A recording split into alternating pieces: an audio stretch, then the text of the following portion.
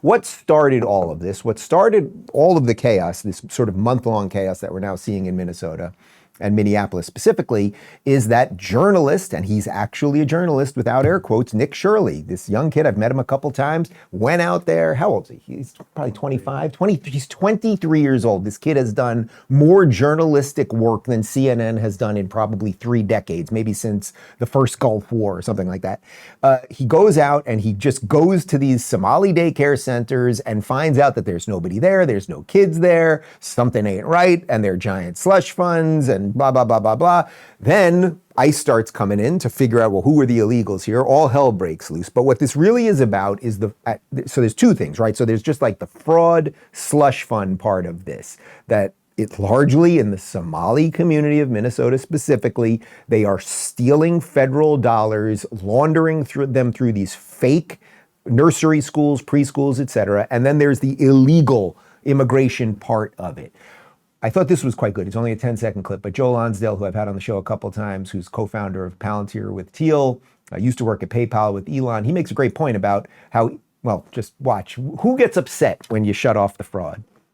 You know, Elon made a great point. I was involved as a kid at PayPal a little bit. Whenever you'd turn off fraud or grift or change something, the people who would scream the most were the fraudsters. Yeah. Kind of basic stuff, right? You don't even have to relate this to Minnesota or immigration or anything else. But when you start looking at books, you know, and when people have been doing bad things, who's going to be upset? Is it going to be the business owner who thinks everything's on the up and up or who's doing things properly?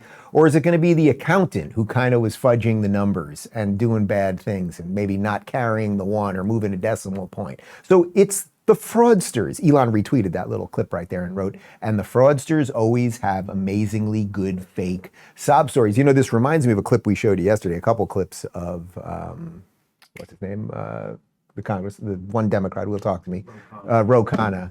And Ro, you know, he basically was asked about the fraud and he's like, well, yeah, there's some fraud. And it's like, well, okay, how about look into that? But the entire Democrat machine is based on the fraud. So he can't really look at it because it is going to point to his own party. And as I said yesterday, it's not to say Republicans aren't part of this, but the entire Republican operation is not part of it, right? What did Donald Trump do? First thing, sworn into office 1 year ago today, he brings in Doge to uncover fraud, right? The Democrats would simply never do that. As a matter of fact, when he was uncovering the fraud and they started firing, you know, longtime government employees who basically were doing nothing or refused to respond to emails to say, what did you do for work this week? Which is certainly within the right of any employer to ask, even the government. The Democrats were all like, people are going to die. All hell's going to break loose, cats and dogs.